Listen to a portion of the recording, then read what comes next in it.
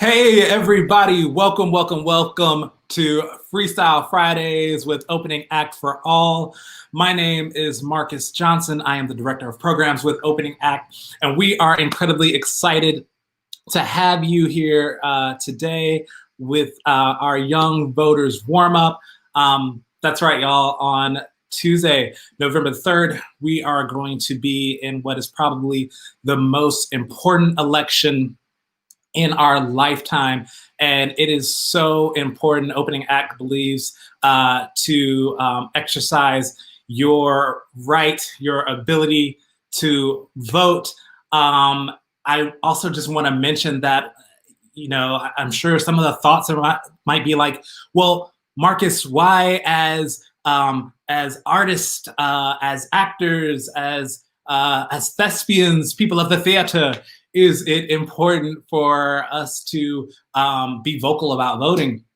The fact of the matter is that through theater, through performance, actors, performers have always been activists as well as artists. Art is a form of activism. Even if you look at such entities as the Free Southern Theater, that was created in Mississippi in 1963, that not only went around and helped Black Southerners see themselves as very capable artists, but also really drove home the ability to register and get folks registered, and did a lot of work leading towards the Voters' Rights Act of 1965. So there's a large history there, but I'm gonna stop talking and we're gonna get some young voters, some of our own Opening Act alumni on screen who are registered, rock, and ready to vote. So let's go ahead and get our first guest up on screen. Who do we have here? We got Anya. Marcus. Hey, tell people a little bit about yourself. Okay, so my name is Anya Marie Silburn. I am an Opening Act alum. I love coming back and doing things with Opening Act. But I'm calling in from Rochester, New York right now. I just graduated, and I'm getting ready to vote for this upcoming election. Hey, that's excellent. So we're excited about that. We're going to dive into a little bit of conversation about that. We have another alum with us. Who we got? Ebenezer. Yeah, my name is Ebenezer Arthur. I'm the graphic designer for Opening Act. I'm also an alumni. I'm coming to you from New York City, and I'm also very excited to vote. Excellent, excellent. Welcome, Ebenezer. We're so excited to have you as well. And we got Elijah. He's masked up, folks. He's wearing the mask. Yeah, hi, I'm Elijah. I'm an Act 2 fellow and also an alumni of Opening Act. I'm currently on the roads of New York City, all masked up, but pumped up and ready for my first time voting. Excellent, excellent. Hey, we're so glad that y'all are spending a little bit of your afternoon with us. The first thing I want to ask is, are there any first-time voters in this group? Elijah, cool. So you are, give it up for Elijah. So Elijah, you are a first-time voter. What is the importance of that to you? Like, do you find it important? What made you decide that this election is one that you couldn't sit out? Well, the thing that made me passionate about this election, that I just couldn't miss out, is that 4 years ago when I wanted to vote, and I had my political opinions, and I was like, I just can't wait to vote. I want my voice to be heard, and I want to be a part of the bigger story, because I could talk politics for hours, but I could do nothing about it.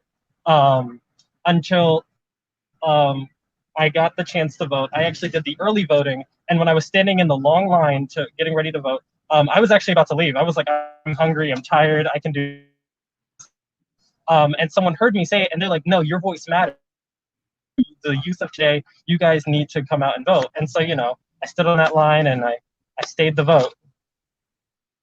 Awesome. Well, hey, thank you for staying in there. I appreciate it. And that's such a strong message to everybody. Like, the lines and everything can be intimidating right now, right? But that's also a testament to how very important it is for folks to be in those lines and be in those spaces. So good for you, Elijah.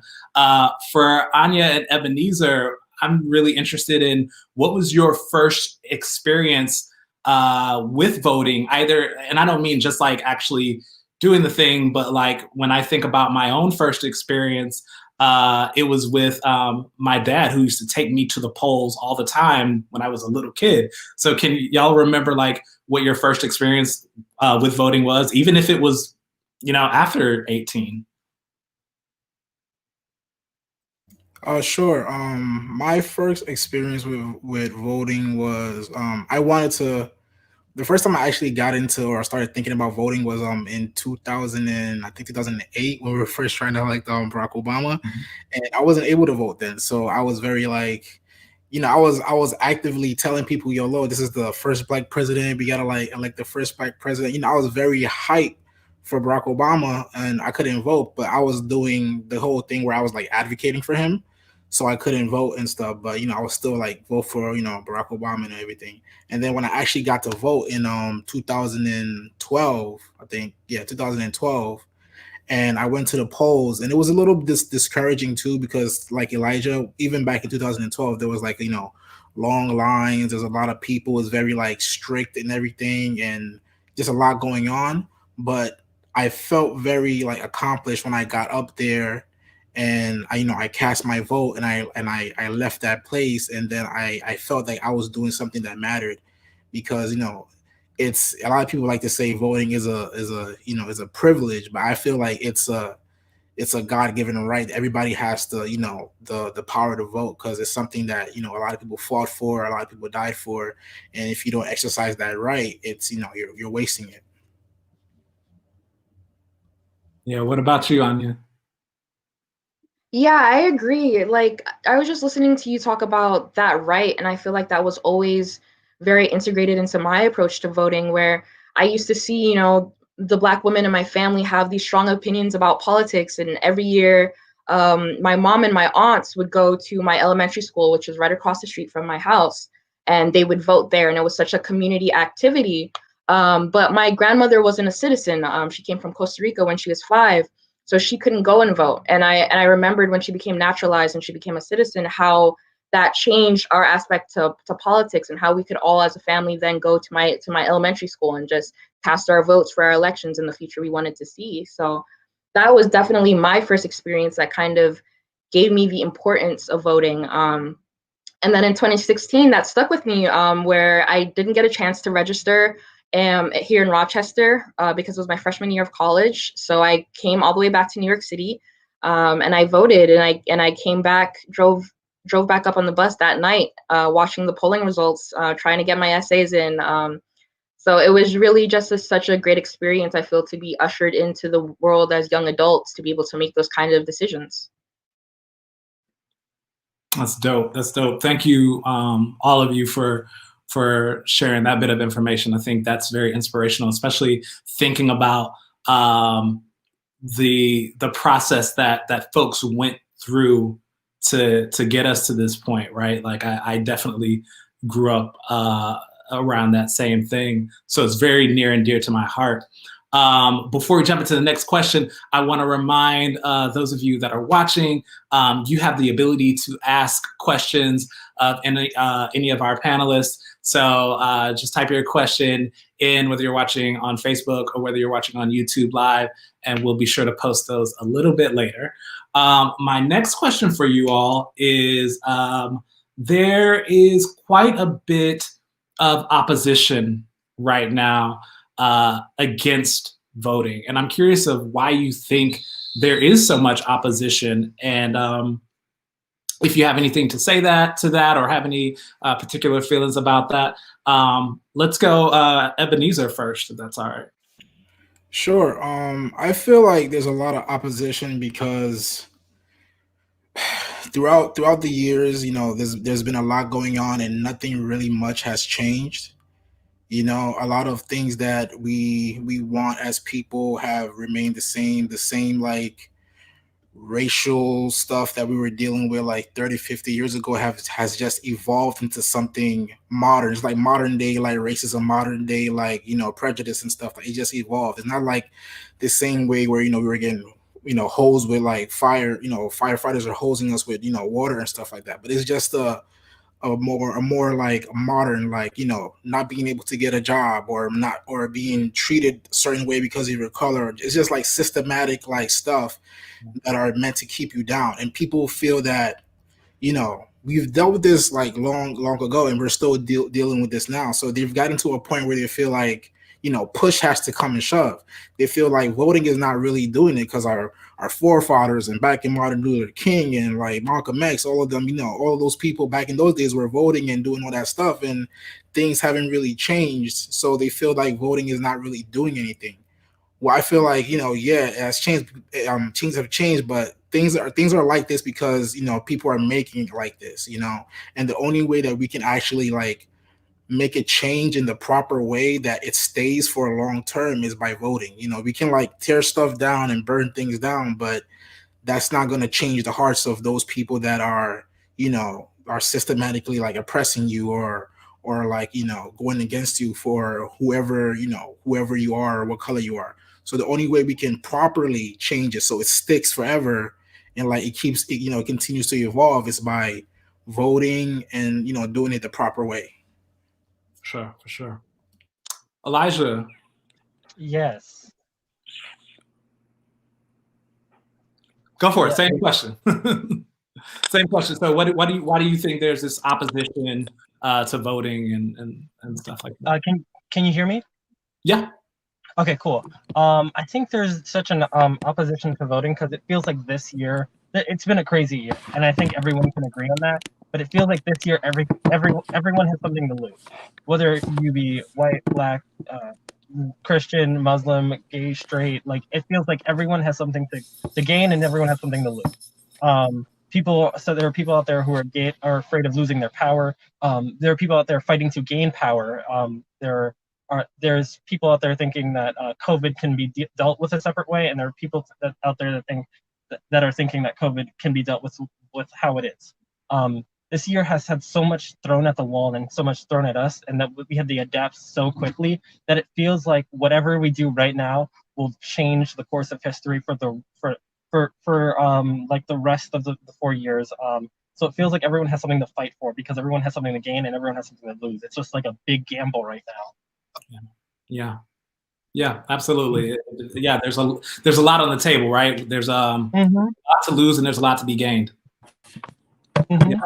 It's like everyone's betting on like a horse race, so they're trying to make sure that not as many people are betting, so that they're out, like so that they're the ones that are the winners, depending on which side that you are on, of course. So For sure.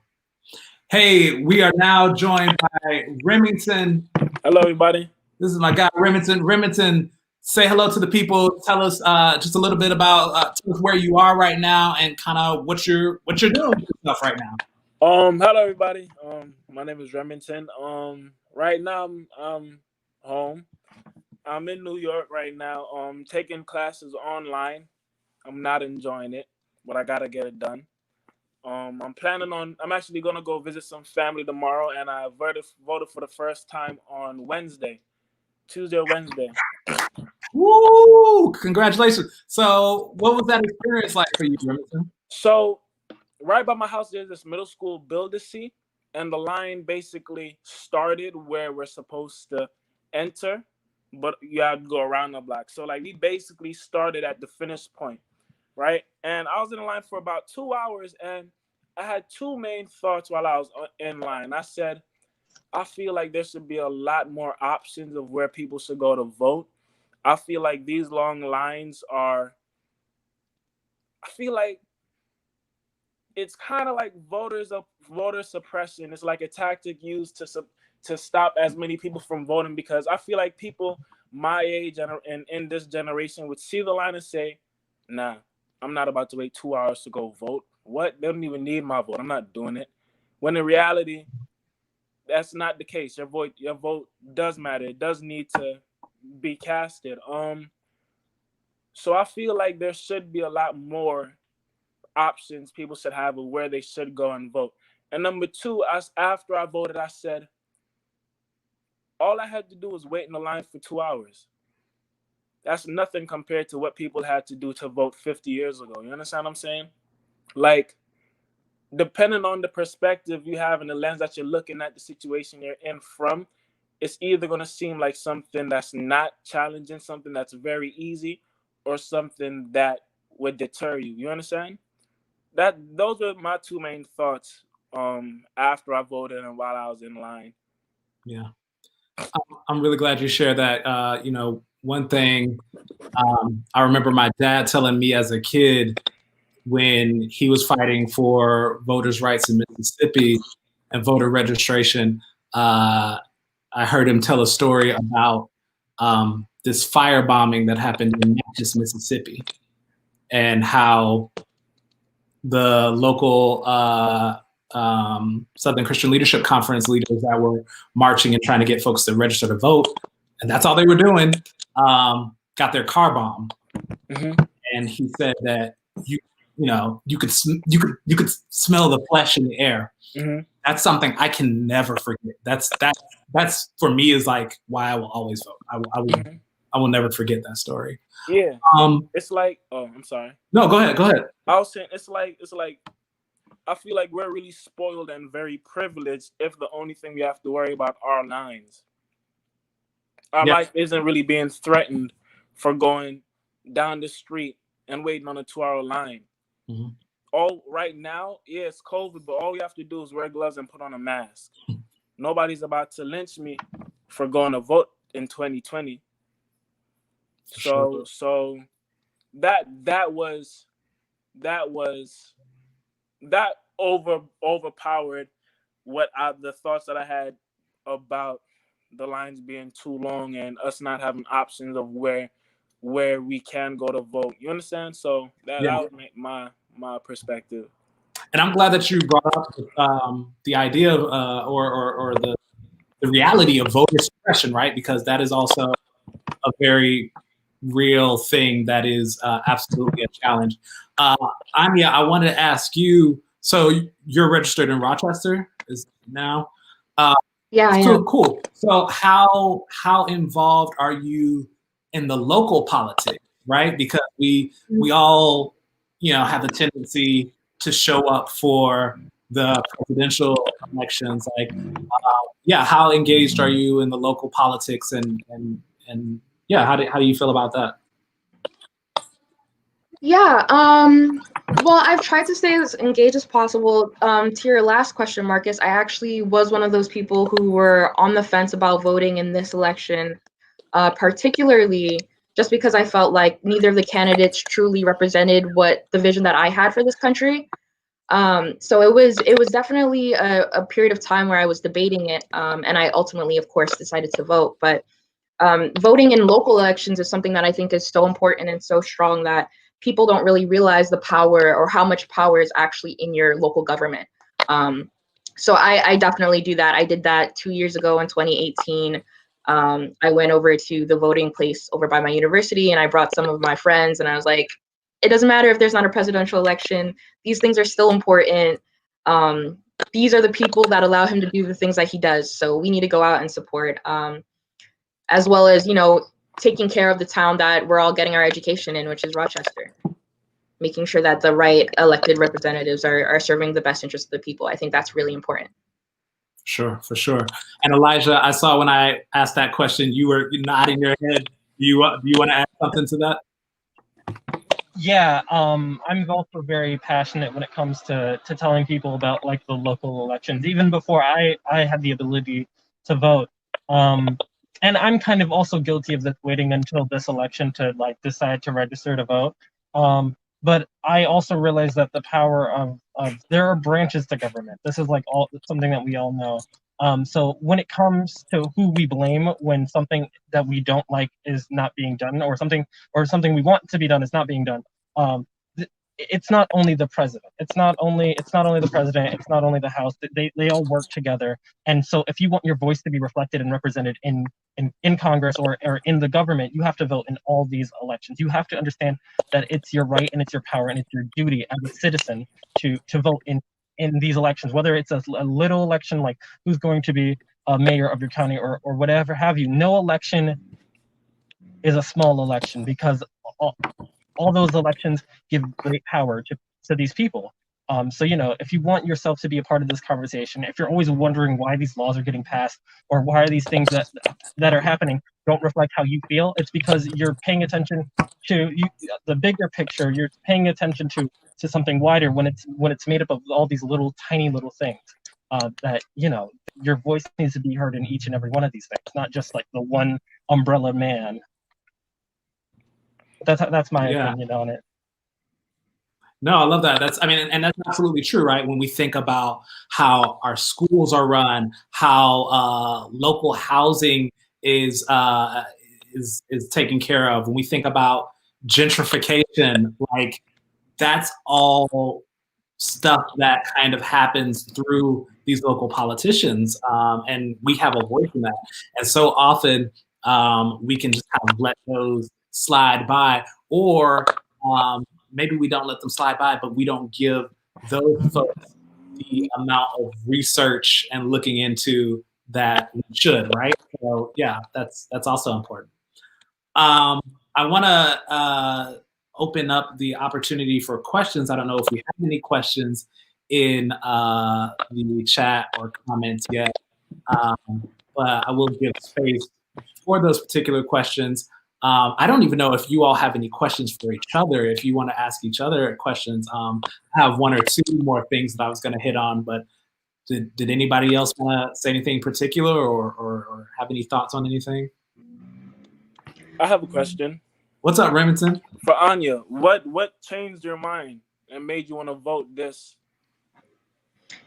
Honestly, it was really just thinking back on the past 4 years and all I feel like that we lost as a country and the potential that we lost. I don't think that Biden represents the future that I want to see, but it is definitely closer in that direction. So yeah, I think that's what really made me do it. Also, here in New York State, we do have other parties than Democrat and Republican that we can vote for. So this year, I actually made the decision to register for the Working Families Party. Right. So they have more progressive ideals that I believe in a lot more, but they still have Joe Biden and Kamala Harris on the ballot. So I can still give them my vote. And at the same time vote under a set of ideals that represents me. And hopefully, I'm hoping that politicians will actually look at these things and decide that they need to, change their positions on some things or consider things a little bit more. And I've just kind of made that promise to myself that over the next 4 years, I'm going to do my best to make sure that these values become more mainstream and maybe help third party grow so that we don't only have these two options. Okay. I felt that. I told my friends, I was like, I didn't vote for no one. I settled for people. I did not vote. I settled. I was like, this is who I decided. I did not vote. I was like, whatever. This is the closest thing I could get, and I settled for them. But even and I hear that. I totally hear that, Elijah. But even in that thought of settling, right? The reality is that we are voting for people that still have a more vested interest in maybe not everything, but I mean, I'd rather vote for somebody that I know I can sway a little bit towards what my needs are and people like me and providing for my family versus someone who is so disconnected from. Yeah, definitely. Yeah. So I even encourage you not to necessarily think of it as settling, but for putting yourself in the best position to yeah, it's just like the baby steps, like the steps of getting to a better future. It starts with this. Yeah, absolutely. And this is to whoever out there who, like, this is my personal opinion, that anyone out there who could have voted and had decided not to, I hope you take this chance to register to vote and hopefully vote in the next election, because you can't argue in a race that you never took part in. That's actually a great segue, Elijah. I'm sorry. You can't No, talk to me about, you can't be like, I'm mad about the election and because you ain't doing that. You can't argue about the race that you didn't take part in. I have a question, or Yeah. I was thinking the other day, and I remember speaking to one of my friends, and she's from Ohio, and she said so she lives here now, but she wanted to vote in Ohio, right? Because it's a swing state. And after that comment, I said to myself, I know if everybody has this mentality, then we'd be in a lot of trouble. But with the electoral college in place, like certain states are kind of guaranteed. Like New York State is always going to be a blue state. Like, how much does your vote really count if the popular vote isn't what determines the presidency? It's the electoral college. Because if everybody right here on this panel didn't vote for, let's say, Joe Biden, this state is still probably going to be a blue state. So I feel like, I don't know, I take let your voice be heard with a grain of salt sometimes, because without my specific vote, the outcome with the electoral college may still be the same. Right. Yeah, and we see that was the case with the popular vote in 2016, right? I also think the thing that we want to take away from this, though, and while I hear that, is the need to be fully informed voters on every aspect of the ballot, right? So we just, on this ballot, it's not just the president, right? We have judiciaries in different parts of the state. We have district attorneys in different parts of the state. So I definitely hear you about the presidential elections, but we also have to start thinking big term and start thinking about our senators, start thinking about our congresspeople, the folks that actually are forming legislature, and really think about how we're putting those folks in office. I want maybe to give one more person a chance to respond to this, and we're going to start to wrap up this conversation. Ebenezer, I don't know if you wanted to speak to that at all. We miss your voice. Yeah, I mean, yeah, I understand what Remington is talking about. Like, you might not feel that your vote is necessary or it doesn't even matter, but again, it's the whole idea that if everybody taught that way, then it would very much swing the vote, and you can never be certain.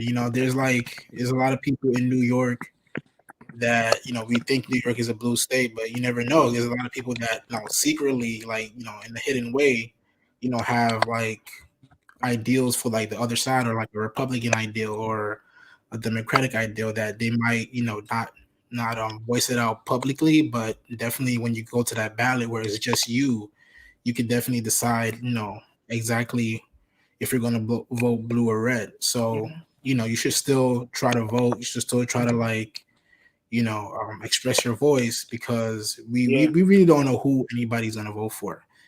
If we say that, I could say I'm going to vote for Biden, but when I get to the ballot, I can freaking vote for Trump, or I can vote for whoever I want to vote for, because that's just how it is. It's a secret thing. So we should still try to express our voice, because at the end of the day, what really counts, or what really matters, is the number of people that that actually voted for that person. And just showing up to vote, gives some validity to that, and makes it more important for people to, express their voice. Yeah. Thank you, Ebenezer. So I want to say thank you to all of you for your time, your opinions, your vote. I did want to ask, and Elijah kind of already did it before that last question, but I would love to hear from everybody else. If you could leave one short message to any young person out there that is of age, that's registered to vote, but is considering sitting this election out or writing a candidate in that is nowhere near, what would that message be? Don't vote for Trump. Heard Remington's. Okay. Anya? What I would say is to do your best today for our democracy and do even better tomorrow.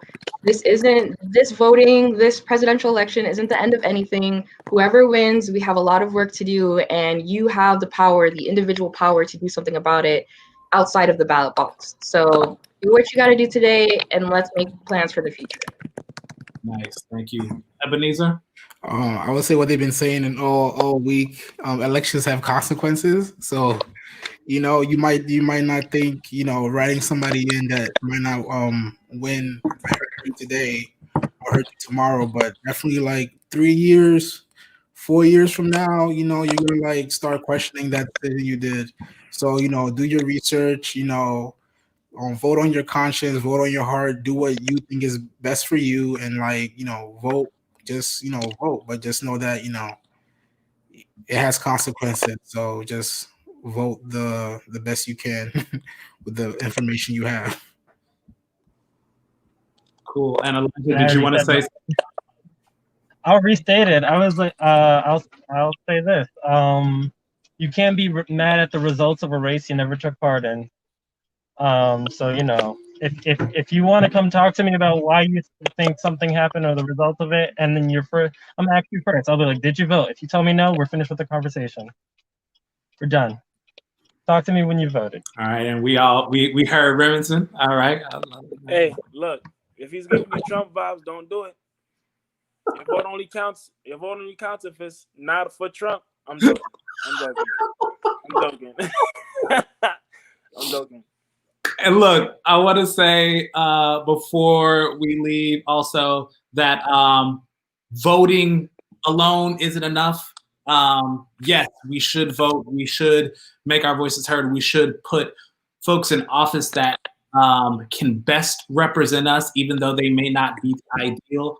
But yes, we have to vote. Yes, we have to get out there in the streets and make our voices heard. Yes, we have to make ourselves work the process by helping each other, by helping folks that aren't in as great a position as us. So voting is important, but this is a full hands-on deck process. So do what you can. As Anya said, we're going to do this work. Hey, thank you all so much for joining us, Opening Act alumni. That's it for us today on Opening Act for All Freestyle Friday. Check out the videos that we're going to drop next week on Wednesday, and join us again next Friday for another Freestyle Friday. Okay. Woo-hoo! It was nice talking to you. Love y'all, man. Bye, guys. Bye, love you all. Y'all. Follow us on Instagram.